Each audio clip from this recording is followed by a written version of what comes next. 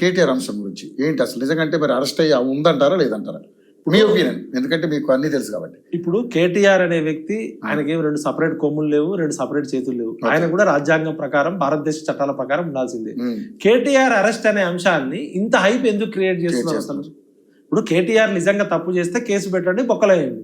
దానికి ఒకవేళ కేసీఆర్ అరెస్ట్ చేయకపోయినా కూడా మీరు వ్యక్తిగతంగా ఈగో ప్రాబ్లం పోయి అప్పుడు నన్ను అరెస్ట్ చేసిండు, జన్వాడ ఫామ్ హౌస్ మీద డ్రోన్ ఎగిరేస్తే రేవంత్ రెడ్డిని అక్రమంగా అన్యాయంగా 14 రోజులు జైల్లో పెట్టారు. ఒక ఎంపీ, ఒక ప్రతిపక్ష నాయకుడు, ఒక వర్కింగ్ ప్రెసిడెంట్ తీసుకెళ్లి ఢిల్లీ నుంచి పార్లమెంట్ సమావేశాలకు హాజరైతే ఎయిర్పోర్ట్ నుంచి తీసుకుపోయి అక్కడ పెట్టేసారు. అది తప్పే. ఇప్పుడు జన్వాడ ఫామ్ హౌస్ లో ఏమైనా అసాంఘిక కార్యక్రమాలు జరిగినాయా?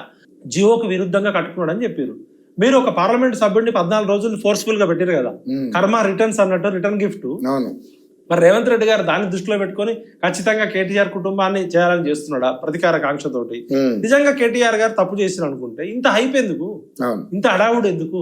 రేపు అరెస్ట్ చేస్తాం, ఇవాళ అరెస్ట్ చేస్తాం, ఎల్లుండి అరెస్ట్ చేస్తాం. ఇప్పుడు అల్లు అర్జున్ ఇష్యూ అయిపోయింది, ఇప్పుడు కేటీఆర్ ఇష్యూ నడుస్తుంది. ప్రజలు అన్ని గమనిస్తారు. తప్పు చేస్తే ఎవరికైనా శిక్ష పడుతుంది. మరి కేటీఆర్ గారు కూడా ఎందుకు భయపడుకుంటా ఇప్పుడు కోర్టును ఆశ్రయిస్తున్నాడు? అంటే నిజంగా తప్పు చేసాడని ఫీలింగ్ ఉందంటారా? ఇప్పుడు అది లొటపీస్ కేసు అన్నాడు, దానిలో ఏం లేదన్నాడు. మరి ఆయన బాజాప్తాగా ఎక్కడికంటే అక్కడికి పోవచ్చు కదా. అంత భయపడుతున్నాడు అంటే దాల్ మీద కొంచెం కాలాహే. సింపుల్ గా కేటీఆర్ అంశము, రేవంత్ రెడ్డి అంశం పక్కకు పెడితే ఫార్ములా కార్ రేస్ అంశం తీసుకుంటే హైదరాబాద్ నగరానికి అంతర్జాతీయ బ్రాండ్ అవసరమే.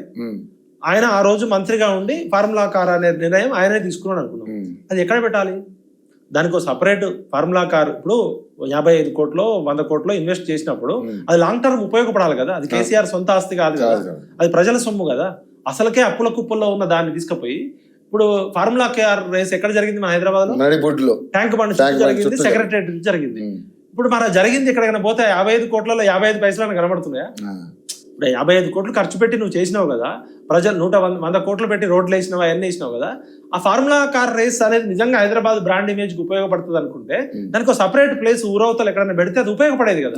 ఇప్పుడు హుస్సేన్ సాగర్ లో పోసిన నీళ్ళలాగానే అయింది. ఇప్పుడు ఆ 2 రోజులు మురిపానికి ఏదో మేకప్ పోతే పోయింది, కానీ మనకి బ్రాండ్ ఇమేజ్ వచ్చింది కదా అంటున్నారు సార్. బ్రాండ్ ఇమేజ్ రావడం ఓకే, బ్రాండ్ ఇమేజ్ కోసం నువ్వు ప్రజల సొమ్ము ఆగం చేయదు కదా. ఒక మంత్రి పదవిలో ఉన్నోడివి హైదరాబాద్ కి బ్రాండ్ ఇమేజ్ రావడం అందరూ యాక్సెప్ట్ చేస్తారు, రావాల్సిందే. దాన్ని ప్రాపర్ గా చేయాలి కదా. అది ప్రజల సొమ్ము కదా, నీ ఇంట్లో డబ్బు కాదు కదా. నీ ఇంట్లో ఇంటీరియర్ మార్చుకొని రంగులు మార్చుకున్నట్టే తూచి రంగు బాగాలేదు, ఈ ఇల్లు బాగాలేదు, ఇంకో ఇల్లు తీసుకుంటా అంటే కుదరదు కదా. నువ్వు 55 కోట్ల రూపాయల ప్రజాధనాన్ని దుర్వినియోగం చేసేటప్పుడు 120 కోట్లు పెట్టి ఖర్చు పెట్టినప్పుడు అది ప్రాపర్ గా ఉపయోగపడాలి కదా, ఒక సంవత్సరం కోసం కాదు కదా.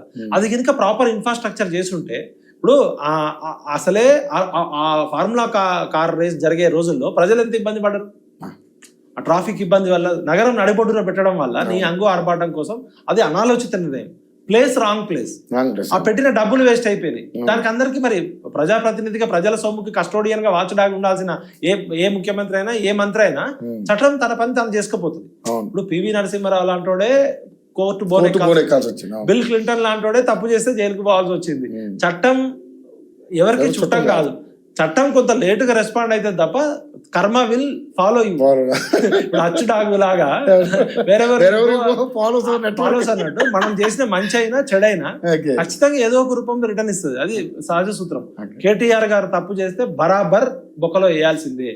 కేటీఆర్ గారు తప్పు చేయకపోయినా రేవంత్ రెడ్డి గారు కసితోటి ఎట్లయినా ఆయనకు బుద్ధి చెప్పాలి, కేసీఆర్ ఫ్యామిలీని ఇబ్బంది చేయాలనుకుంటే కేసీఆర్ ఫ్యామిలీకే లాభం జరుగుతుంది. జైలుకు పోయిన వాళ్ళంతా ముఖ్యమంత్రులు అయ్యే పరిస్థితి వచ్చింది. అలా జగన్ 1,00,000 కోట్లు తిన్నాడు, 1,00,000 కోట్లు తిన్నాడు అంటే జగన్ ముఖ్యమంత్రి అయ్యాడు. గతంలో జైలుకు పోయిన వాళ్ళంతా ముఖ్యమంత్రులు అవుతున్నారు. మరి రేవంత్ రెడ్డి గారు కూడా గతంలో ముఖ్యమంత్రి. రేవంత్ రెడ్డి గారు కూడా కేసీఆర్ ఇదే విధంగా రేవంత్ రెడ్డి గారు చేసిన తప్పు కన్నా ఎక్కువ మించి శిక్ష చేసి జైల్లో పెట్టారు. రేవంత్ రెడ్డి ముఖ్యమంత్రి అయ్యాడు. ఇప్పుడు రేవంత్ రెడ్డి గారు కేటీఆర్ ని జైలుకు పంపిస్తే ఆయన కూడా ముఖ్యమంత్రి అవుతాడని టీఆర్ఎస్ వాళ్ళు అనుకుంటున్నారు. ఇప్పుడు తప్పు చేసినోడికి ఉండే భయం ఖచ్చితంగా ఉంటుంది. ఆ భయంతో రకరకాలుగా మాట్లాడుతుంటారు.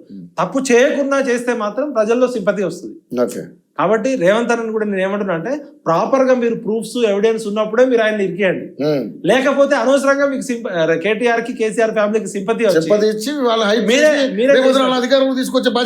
ఫామ్ హౌస్ లో పడుకొని